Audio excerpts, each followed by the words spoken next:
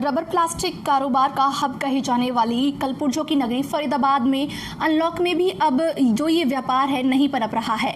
Corona virus और lockdown के चलते बाजारों में भी इस कारोबार की जो मांग है वो बहुत धीमी पड़ गई है। इसी के चलते हमारे साथ भी एक उद्योगपति जुड़े हैं, श्री राम अग्रवाल जी। उनसे जानेंगे कि कोरोना वायरस के चलते जो व्यापार है रबर का, उस पर कितना प्रभाव पड़ा है। सर, स्वागत है आपका हमारे चैनल पायनियर में। तो सर, जैसे कि अभी अनलॉक 4 चल रहा है, जितने भी उद्योग धंधे हैं वो खुल चुके हैं, लेकिन कहीं ना कहीं जो रबर उद्योग है उसमें गिरावट है। क्या कहना चाहेंगे आप? मेन तो फरीदाबाद जो है ऑटोमोबाइल हब है और रबर की सबसे ज़्यादा खपत जो है ऑटोमोबाइल इंडस्ट्रीज में है। और अभी ऑटोमोबाइल इंडस्ट्री जो है वो फुल फ्लेज से वर्किंग में नहीं आई है। जब तक ऑटोमोबाइल इंडस्ट्रीज, क्योंकि इसमें आप चाहे रेलवे का उद्योग ले लो, चाहे बस का उद्योग, टाटा मोटर्स वगैरह बस जो बनाते हैं, अशोका लीलैंड है, जितनी भी बसेस की कंपनियां हैं, या आप एयरक्राफ्ट ले लो, मतलब जहां भी हम पैकिंग यूज़ करते हैं, जहां भी हम एयर टाइट वेंटिलेशन यूज करते हैं, उस जगह रबर की बीडिंग, रबर की मोल्डिंग, इसका बहुत बड़ा इम्पोर्टेंट है।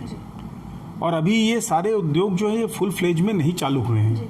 जब तक ये उद्योग पूरी तरह से नहीं चालू होंगे तब तक मार्केट में उठाव नहीं आएगा। उठाव आया है, 30% तक काम शुरू हो गया है और उम्मीद है कि आने वाली दीपावली तक और इस काम में उठाव आना चाहिए। हम लोग सभी इस चीज़ को महसूस कर रहे हैं, मार्केट से डिमांड आ रही है। क्योंकि जैसे अब प्लास्टिक इंडस्ट्रीज है, तो मैं आपको बताऊं, प्लास्टिक इंडस्ट्री जो पैकिंग में सबसे ज़्यादा प्लास्टिक यूज हो रहा है। और जितने भी मेडिसिन पैक हो रही है या जो भी किट्स वगैरह पैक हो रही है, लॉकडाउन में भी प्लास्टिक इंडस्ट्रीज में काम था। मेरा भी ब्लो मोल्डिंग का काम है, मैं भी पैकिंग कंटेनर्स वगैरह बनाता हूँ, 1 लीटर से लेके 35 लीटर तक के डब्बे बनाता हूँ। और मैंने पूरे लॉकडाउन में और फैक्ट्री चलाई है परमिशन लेके सरकार से, और उसमें मैंने सैनिटाइज़र बनाने वालों को पैकिंग बना करके दी है।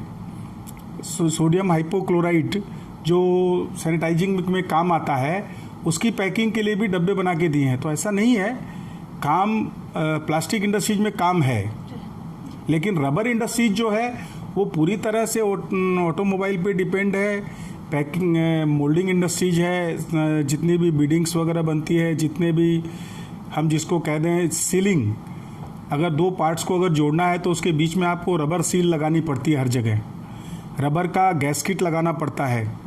रबर एक ऐसी चीज़ है, रबर का मतलब हर जगह इस्तेमाल है। जी सर, लॉकडाउन से पहले और लॉकडाउन के बाद कितना प्रभाव पड़ा है इस कारोबार पर? ऐसा लॉकडाउन से पहले आपको पता होगा, मंदा तो था ही, क्योंकि अभी जैसे हम लोग सभी जानते हैं कि यूरो 6 से यूरो 5 से यूरो 6 में हम जा रहे हैं, तो बहुत सारे ऑटोमोबाइल में चेंजेज आ रहे थे। तो उसके कारण भी जो है, और ऑटोमोबाइल इंडस्ट्रीज में मंदा था। और लॉकडाउन होने से क्या हुआ कि एक बार सारी चीज़ें रुक गई और लॉकडाउन बहुत लंबा चला, लेबर भी चली गई, क्योंकि रबर है, रबर गर्म इंडस्ट्रीज है, रबर में सब लोग भी नहीं काम कर सकते, रबर के लिए स्पेशल लेबर होती है। जब काम नहीं था, लेबर को हम लोगों ने रोक के रखा। अब जब काम आया है तो अब लेबर का भी अरेंजमेंट कर रहे हैं। तो इस तरह से बहुत ज़्यादा मैं नहीं कहूँगा कि फ़र्क पड़ा है, लेकिन लॉकडाउन का फ़र्क तो पड़ा है कि एकदम कोई चीज़, जैसे हम शुरू से हम चल रहे थे, उस समय हम मंदे की बात कर रहे थे, मंदा है, लेकिन हम चल रहे थे। लॉकडाउन में हमारा सारा रुक गया, अब हमें दोबारा से रीस्टार्ट करना पड़ रहा है।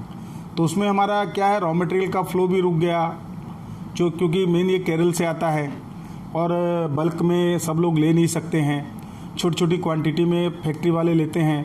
तो इनको हर जगह, क्योंकि ये एसेंशियल कंपोनेंट्स में भी नहीं आता था कि आप लॉकडाउन में ले सकते हो इसको, लेकिन अब चूँकि ये धीरे धीरे मार्केट में आने लगा है और मिलने लगा है, काम भी चल रहा है, और उम्मीद है कि महीने, 1.5 महीने में, 2 महीने में हम लोग और रूटीन में आ जाएंगे।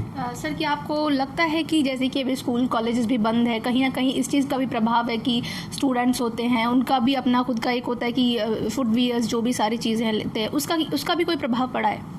नहीं, सब चीज़ पे प्रभाव, देखिए कमोबेश सब चीज़ पे प्रभाव पड़ा है, चाहे फुटवेयर हो, चाहे कोई भी तरह। रबर का इस्तेमाल आप ये मान के चलिए कि हर जगह होता है, चाहे वो किसी न किसी रूप में और उसका इस्तेमाल होता है। लेकिन अब चूँकि फुटवेयर वाले भी इंडस्ट्रीज अभी चालू नहीं हुई है, पूरी तरह से फुल फ्लेज में नहीं चालू हुई है, क्योंकि उनके पास पहले का स्टॉक भी काफ़ी पड़ा है, वो भी उनको निकालना है।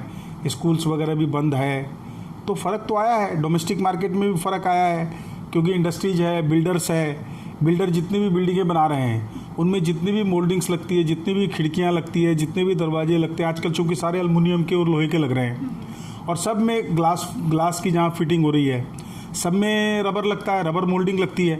रबर मोल्डिंग का बहुत बड़ा रोल है, और वो अभी इस समय मैंने बताया ना 30% काम है।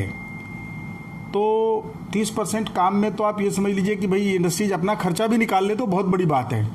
तो देखा आपने जो भी कारोबारी हैं उनका कहना है कि कोरोना वायरस की वजह से जो भी जितने भी कारोबार है उन पर प्रभाव तो पड़ा है, लेकिन उनको उम्मीद है कि आने वाले समय तक जो इनका कारोबार है, जो ये रबर उद्योग धंधे हैं, वो फिर से अपनी पटरियों पर दौड़ेंगे और जो काम पहले की तरह हो रहे थे फिर से एक बार होंगे।